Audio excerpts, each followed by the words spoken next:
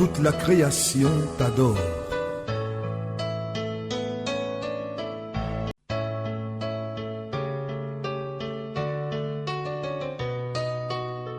Toute la création t'adore.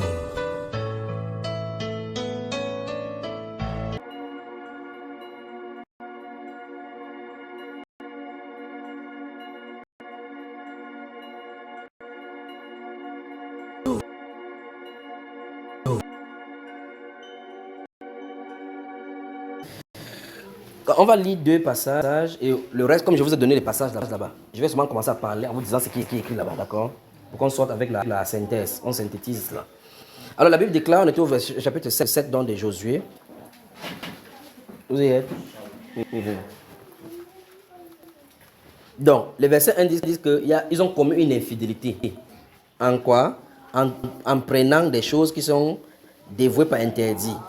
Et la colère de l'Éternel s'enflamma, la partie c'est du verset 1, la colère de l'Éternel s'enflamma contre les enfants d'Israël. Josué envoya de Jéricho des hommes vers Aï,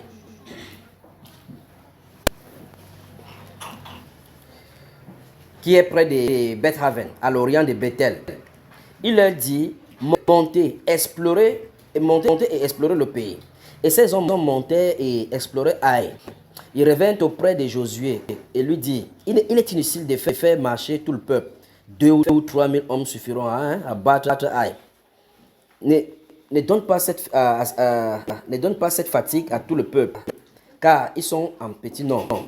3 000 hommes environ s'est mis en marche, mais ils prirent la fuite devant les gens d'Aï. Donc, les explorateurs qui sont venus dans le pays, ils ont suivi le pays. Ils ont dit, ah non, quand nous ne sommes pas tous pour aller combattre, envoyez juste 30 personnes, on va déterminer. Mais en haut, on a dit, quand ils ont pris les choses, ils ne devaient pas interdire, la colère de Dieu s'est enflammée. Quand on dit la colère, ça veut dire que Dieu était en colère. Mais sur la terre, ils n'ont pas su que Dieu était en colère. Jusqu'à ce qu'un événement pose pour qu'ils comprennent que Dieu était en colère. Ils ont sorti dans 30 personnes, ils ont passé la revue des troupes, ils sont allés. Regardez, la Bible déclare qu'ils prirent la fuite devant Aï. Donc là où ils sous-estimaient, ils comprenaient que qu'est-ce qui se passe. Ils vont donc rentrer maintenant dans le camp. Ils vont se poser la question que jusqu'à quand Israël fuit devant le camp de combat, devant l'ennemi. Pourtant, on a un Dieu. Pas qu'Israël est fort, parce qu'ils ont un Dieu qui les protège. Ils comprennent donc qu'il y a quelque chose qui ne va pas. Et vous remarquez que chaque fois quand il y a la protection de Dieu qui est enlevée, ou bien qu'il y a une promesse qui ne s'accomplit pas, le problème n'est pas du côté de Dieu. C'est toujours du côté de l'homme. Or, quand ils sont partis combattre, ils sont partis combattre véritablement. Même s'ils partaient tout le peuple, ils ne devaient pas toujours réussir. Donc, ce n'est pas le nombre 3000 qui était le problème. Vous comprenez ça? Ça veut dire que quoi? La grâce de Dieu les avait quittés. La protection de Dieu les avait quittés. Maintenant, suivez ici. La Bible déclare, verset, les gens d'Aï leur tuaient environ 36 hommes. Il les poursuivit depuis la porte jusqu'à Shebarim et les battit à la descente. Le peuple fut consterné et perdit du courage. Josué déchira ses vêtements et se prosterna jusqu'au soir, le visage contre terre devant l'âge de l'Éternel, lui et les anciens d'Israël, et il se couvrit la tête de poussière. Voici des endroits dans les Saintes Écritures que quand vous lisez, normalement vous devez vous poser certaines questions. Josué est prophète. Il n'a pas de problème avec Dieu. Mais il y a une situation, la Bible déclare qu'il s'est prosterné, dont les genoux sont au sol. Il est resté jusqu'au soir devant l'âge. Qu'est-ce qu'il en est d'attendre? Une réponse de Dieu. Mais nous, quand on prie un peu, on est quitté. Seigneur, merci, on n'est pas là pour attendre Dieu. Je veux que vous gardiez l'esprit dans ce passage, c'est pour que vous sachiez désormais, quand vous avez une préoccupation devant Dieu, mettez-vous à genoux. Posez le problème à Dieu. Parce que la Bible déclare que faites connaître vos besoins à Dieu. Maintenant, il y a le temps d'attendre. Restez juste à genoux, restez calme. Vous avez suivi? Après, ça va poser la problématique, le problème qui vous tracasse à Dieu. Quand vous avez posé le problème, restez à genoux. Restez à genoux. Regarde ce qu'il a fait. On dit, il resta prosterné jusqu'au soir devant l'âge.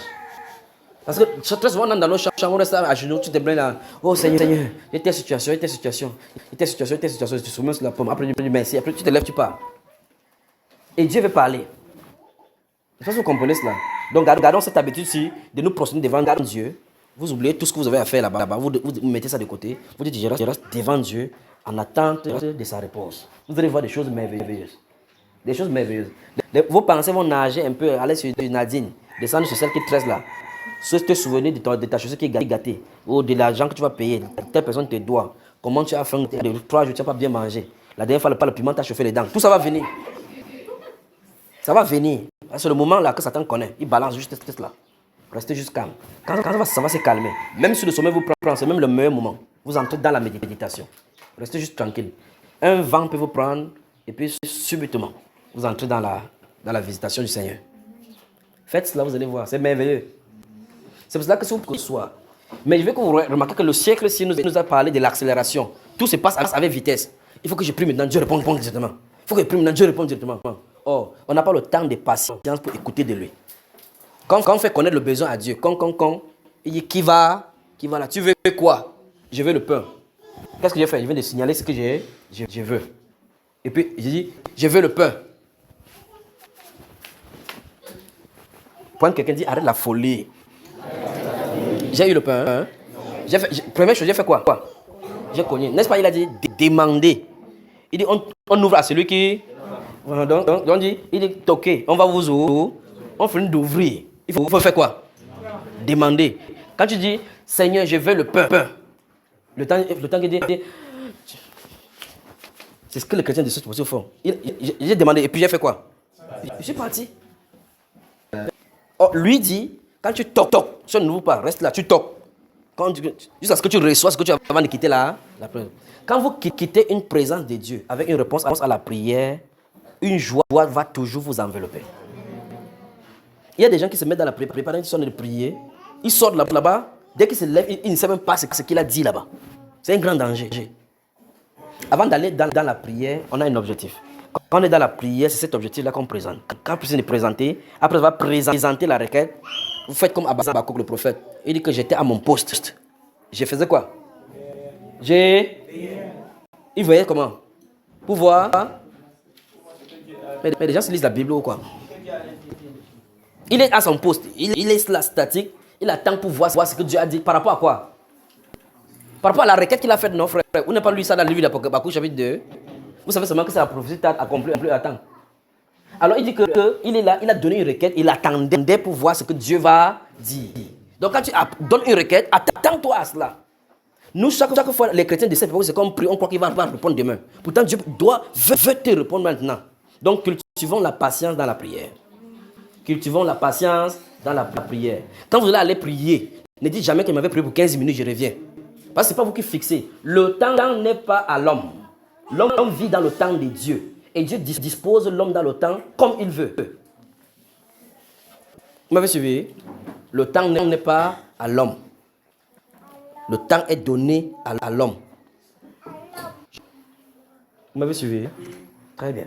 Alors, la Bible déclare que Josué et les anciens sont prosternés. Vous pensez qu'eux, ils n'ont rien à faire?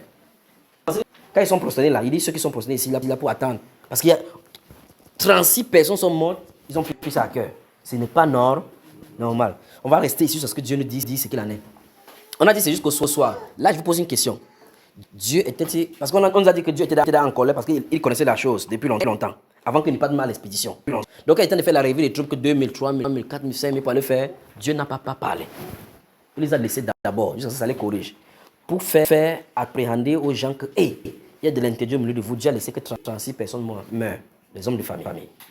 Pensez-y. S'il meurt, Dieu ne dit toujours rien. Jusqu'à ce qu'il vienne prier pour demander à Dieu, mais qu'est-ce qui se passe? Donc ça dit que s'il changeait de stratégie, si 36 personnes étaient mortes, et il changeait de stratégie, Dieu dit non, c'est sûr que c'est parce qu'on a fait l'erreur. Il montait, les gens mouraient encore. Il montait, les gens mouraient encore. Les gens devaient continuer à mourir jusqu'à ce qu'ils viennent devant Dieu pour savoir pourquoi les gens s'y meurent. Or, au premier coup, Josué a compris que quelque chose ne va pas. Il a arrêté la saignée. Alors il est allé devant Dieu. Pensez-y seulement. Pensez que Dieu savait qu'ils ont commis. Le jour que celui-là a pris, allez garder chez lui. Dieu n'a rien dit. Il est resté calme. Je vous attends au tournant. Donc vous voyez comment quelqu'un peut commettre une faute devant Dieu. Dieu ne dit absolument rien. Jusqu'à ce que le moment de la correction arrive. Pour que tu sois corrigé de ce que tu as fait. Vous comprenez pourquoi devant lui, on doit être là devant lui, que Seigneur, sanctifie-nous davantage. Sanctifie-nous, purifie-nous. Pas vrai, frère? Alors, je pose la question. Quand Josué et ses frères se prosternent là, je viens d'expliquer que Dieu était au courant déjà le jour que le gars a pris. En passant, que personne n'a vu. Dieu n'a vu, pas vrai? Dieu pouvait dire au prophète Josué, alors qu'il est adoré là-bas, que Akan a commis une infidélité. Il peut l'appeler. Appelle-le qu'il enlève ça. Dieu ne dit pas. Il le laisse. Il peut garder là-bas. Madame Akan, nous sommes riches ici, la guerre paye. Qui a dit que la guerre ne paye pas? Être dans la mer est bien. Hein? Tu as vu l'or, c'est oui. Ils ont caché ça sur la table. Donc quand vous êtes dans vous foirés, les gars, il y a l'or, ils sortent. Ils achètent. Ils mangent. La femme connaît. Il ne dit rien. Il dit non, c'est le butin de guerre. Pourtant, ça a été dévoilé par interdit. Alors, quand Josué se met à là, on a dit du matin jusqu'au soir. Donc, supposons qu'il commence à 6 heures. 7 heures, je vous pose la question, Dieu ne peut-il pas répondre? 8 heures, il ne peut pas répondre. 9 heures, il ne peut pas répondre. Pourquoi il attend jusqu'au soir? Point quelqu'un dit, le temps est à Dieu. Encore, le temps est à Dieu. Pas à toi. Tu es dans le temps. Dieu contrôle le temps. Et les circonstances. Et du temps et les circonstances, il les dispose comme il veut. Ces paroles, si veut nous montrer que si Dieu n'a pas répondu au soir, il serait resté là-bas jusqu'au matin. Parce que le but c'est, puisqu'il ne peut plus jamais faire une guerre si ces problèmes n'est pas résolu. Or, ils ne connaissent pas quel est le problème. C'est pas ce que vous comprenez. Imaginez dans une famille, par exemple, où les gens ne font que mourir jeunes. Vous entendez quelqu'un dire, hey. On a dit qu'il y a une liste de 17 personnes qui vont mourir cette semaine. Chaque personne sera dépendante de la famille. L'autre dit que moi, il m'avait en Centrafrique. L'autre dit qu'il m'avait chez Pygmée pour me blinder. Le bon sens voudrait qu'on sache que, mais qu'est-ce qui est en train de décimer les gens? C'est-à-dire, quand tu commences à poser la question, qu'est-ce qui est en train de décimer les gens? Et puis, ça c'est la première question. Comment faire pour résoudre ces problèmes? Ça veut dire qu'il faut que le problème là soit identifié. Quand le problème est identifié, maintenant il faut résoudre le problème. Et puis vous allez prier. Dieu montre quelque chose. Un notaire qu'on avait enterré. Un bœuf pourri. Que quand ça meurt, au fur et à mesure, quand les asticots sortent, c'est ça qui en a de tuer les gens. Il a montré quelle est la source. Ton grand-père avait fait un sacrifice à des divinités qui devaient respecter de génération en génération. C'est ça qui en a de parler contre vous. Prochaine étape, qu'est-ce qu'il faut faire, Seigneur? Vous voyez le problème? Mais quand la personne les personnes courent de part et d'autre pour aller chercher la solution pour se protéger. Il se protège contre un esprit qui directement est dans la famille, pas vrai? Il va se protéger. Mais il n'a pas résolu le problème. Parce que si cette protection cesse, l'esprit toujours continue à agir. Qu'est-ce qu'il faut faire? Il faut anéantir le problème à la racine. Et anéantir le problème à la racine, ça veut dire que quoi? Permettre à Dieu de passer par toi pour résoudre le problème. Ça a besoin de la patience et de la persévérance devant Dieu.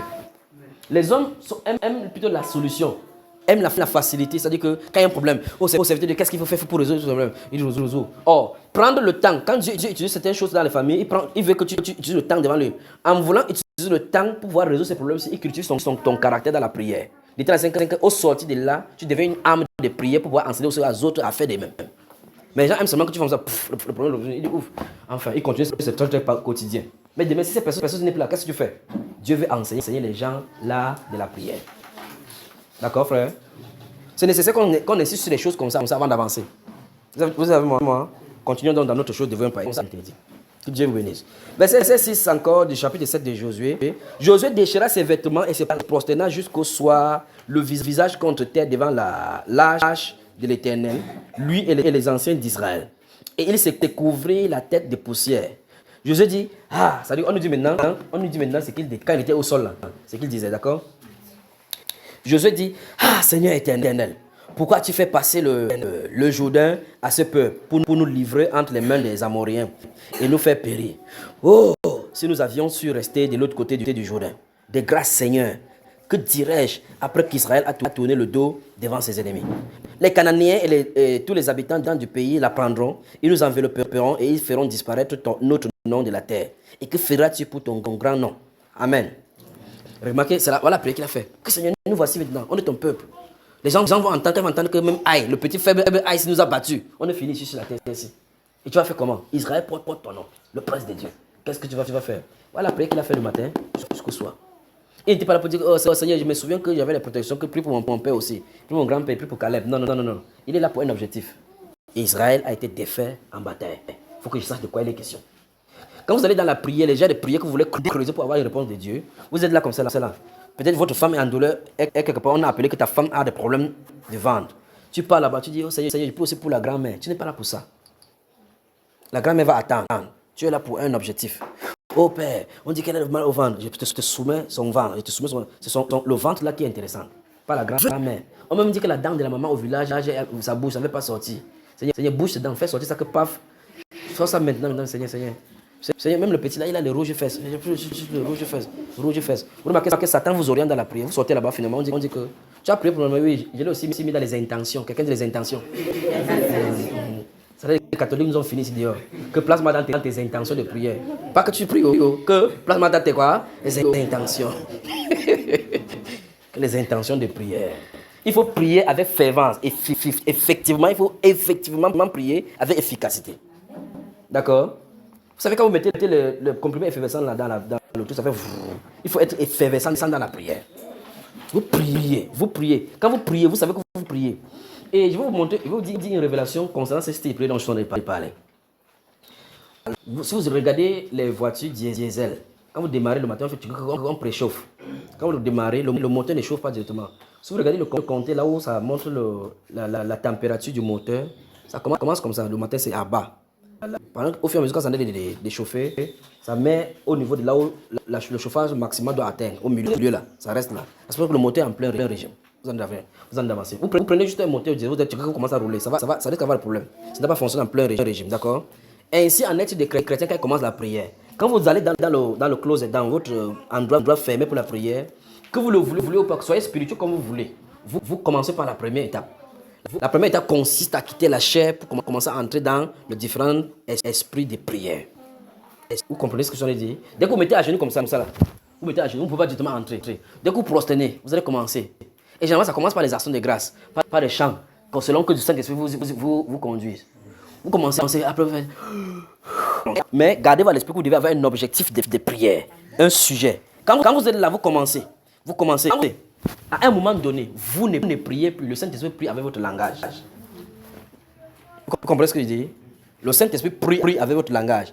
C'est-à-dire que quand vous commencez, le Saint-Esprit est à côté de vous. Écoute, à un moment donné, il prend votre langue. Il commence à prier. Il prie en vous. Vous remarquez que vous êtes en train de déverser des choses. Jusqu'à ce que quand vous finissez, vous comprenez que tout votre corps a été chargé comme une batterie. Dans la présence de Dieu, dans la prière, on se transporte dans la prière de Dieu. Et Dieu se transpose en nous. De telle enseigne que quand on sort de là, notre être ténébreux se transforme en lumière sans que nous sachions comment.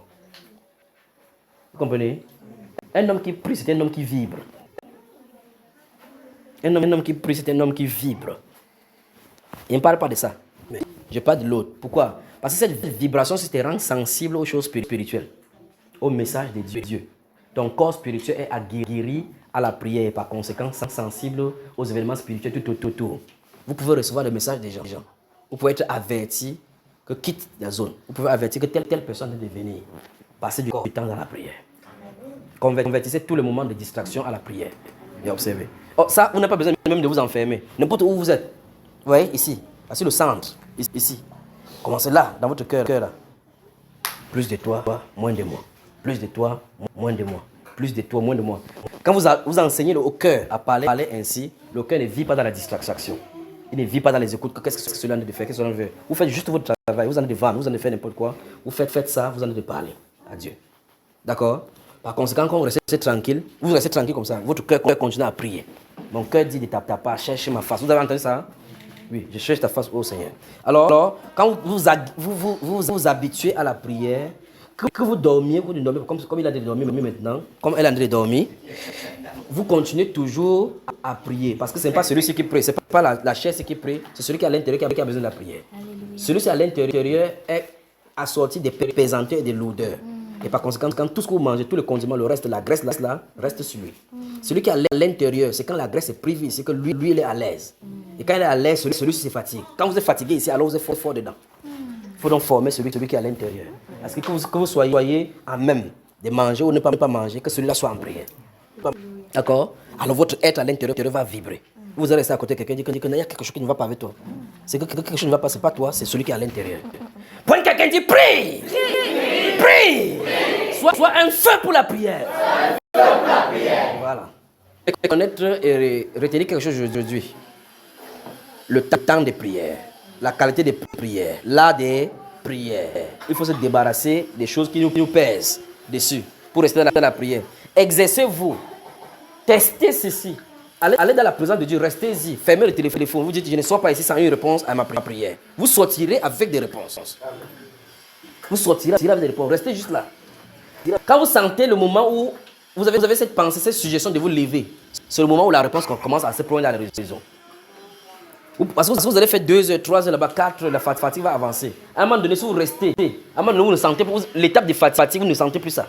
Quand l'étape de fatigue passe, vous avez vaincu maintenant la résistance dans la prière. Vous me suivez? Donc quand vous mettez à genoux, vous allez voir quelques minutes après, votre genou commence à vous faire mal. Ça vous fait mal, vous dites, toi, genou, tu dois rester là-bas. À un moment donné, le problème des genoux va quitter. Pas que vous avez changé d'avis. Vous savez que le genou s'est soumis à la volonté de Dieu de rester dans la prière. Dans la douleur, vous avez traversé l'étape de la douleur. Mais si ça fait, aïe, ça fait mal. Vous ne traverserez jamais cette étape. Il va falloir que ça fasse mal jusqu'à ce que vous ne parvenez plus à sentir mal. Quand vous passez cette étape-ci, il faut maintenant durer dans la prière. La durée, c'est un débat. Pour rester là-bas, maman Magnifique avait l'huile dans le lit du truc. L'huile de cuisine a fait comme ça. Le porc avait fait comme ça là. Mon champ, on avait pris là-bas. Je m'ai oublié. Telle personne me devait l'argent. Je viens de me rappeler. Qui avait sorti, je vais l'appeler. Tout ça, c'est notre vague de l'étape. Les vagues, ça va déverser toutes ces vagues-là. Quand vous traversez cette étape-ci, il y a un moment donné, ça commence à stabiliser. Vous commencez à penser autre chose que vous ne faites pas ça. Chaque fois, ramener la chose vers votre objectif. Que vous soyez dans l'entreprise, vous pouvez fixer les objectifs de fin d'année. Des orientations, ça vient pour vous amener dans toutes les directions. Il faut que quelqu'un soit là pour garder le cap, pour suivre l'objectif. Dans tous les endroits. Que vous soyez dans la mer, vous allez de piloter le bateau. Il y a ce qu'on appelle le gouvernail. Vous avez l'itinéraire à traverser. Il y a des vagues là-bas pour pousser le bateau. Pour que ça aille dans ce sens, pour faire sauter de l'itinéraire. C'est pour ça que le gouverneur est là pour garder le cap. Si vous laissez comme ça, le vent vous amène dans tous les endroits, vous allez quitter pour aller au Brésil, vous allez finir ensemble au Gabon. Quand vous allez accoster au Gabon, c'est là où vous partiez, frère. Et c'est au Brésil, vous allez garder le cap en suivant le map, l'itinéraire pour aller au Brésil. Et pour cela, le gouverneur doit être là. On va regarder les aiguilles pour voir si on a des cils. Cils, ça quoi en français, en anglais? Des nagers pour... de suivre la direction là pour arriver vers l'objectif. Donc ainsi, en état de la prière, vous ne pouvez pas aller dans la Bible, vous restez dans votre endroit que vous priez. Satan vous laisse dire non, laissons-le prier. Ah, on te laisse prier, comme ça tu sois fort en prière pour venir gâter son royaume. Alors il doit te mettre les bâtons dans les roues pour que tu n'arrives pas à ses objectifs. Parce que atteindre tes objectifs, c'est gâter ses objectifs à lui. Point quelqu'un dit, Satan n'a pas intérêt à ce que tu atteignes tes objectifs. Parce que si tu atteins tes objectifs, cela impliquera que lui ne doit plus atteindre ses objectifs dans ta vie. Donc il a intérêt à ce que tu n'atteignes pas tes objectifs. Bats-toi donc pour atteindre tes objectifs. Alors, quand vous ne comprenez pas ces choses, vous comprenez que les chrétiens sont des serviteurs du diable en prêchant Jésus. Ça veut dire que ça reste comme ça là. L'objectif, c'est que je dois avancer jusqu'à ce que je sois rempli de la puissance d'en haut. Il commence avec quelque part. Satan dit que tu dors, demain même tu vas faire. Il dit, c'est même vrai. Hein? Qui lui a prêché? Il a dit amen à ça, non? Regarde, quelqu'un dit attention. Quand cette étape se passe, jusqu'à ce que tu dis, Satan, tu es un menteur. Chaque fois qu'une pensée vient, qui soit contraire à l'objectif, c'est une pensée suggérée par l'ennemi. Seigneur Jésus, il ressuscite, il guérit. Le but pour lequel il est, c'est quoi? Le but, c'est quoi? À un moment donné, Pierre, Seigneur, à Dieu ne plaise. Il n'a pas dit à Satan ne plaise. Il dit à Dieu ne plaise. Rien de moi, tu mets en scandale. Tes pensées ne sont pas les pensées de Dieu. Il est en train d'avancer. Une pensée suggérée. Vous pouvez dire, hey, Pierre, c'est un bon type, père. C'est un bon conseil qu'il a donné là. Ce n'est pas normal que je meure. Pas vrai, frère? Mais il a dit, arrière de moi, Satan. Donc quand vous êtes dans la prière, toute pensée qui vient, qui est contre l'objectif pour lequel vous poursuivez, proclamez la toute-puissance en téléchargeant 250 volts. Satan, je réprimande tes pensées. Je vais prier tel endroit. Parce que l'objectif, quand tu as le baptême du Saint-Esprit, il n'a plus de pouvoir sur ta vie. Aussi vrai que tu seras sur la terre, il va toujours tenter. aussi vrai que tu as le Saint-Esprit, ça veut dire que tu as le passeport définitif pour l'éternité. Vous comprenez cela? Hein? Donc ça vaut la peine de payer le prix pour atteindre l'objectif. Et quand vous êtes là, à chaque étape, quand la vague va venir, oh, demain tu vas aller au travail, tu vas te fatiguer. À chaque jour, suffit, ça peine. Balancez juste la parole, vous restez dans l'objectif. S'il faut 2 jours, je resterai ici. S'il faut 3 jours, je resterai ici. D'accord? On va bouleverser la tête. Dire à quelqu'un, la religion est terminée. Bon dimanche.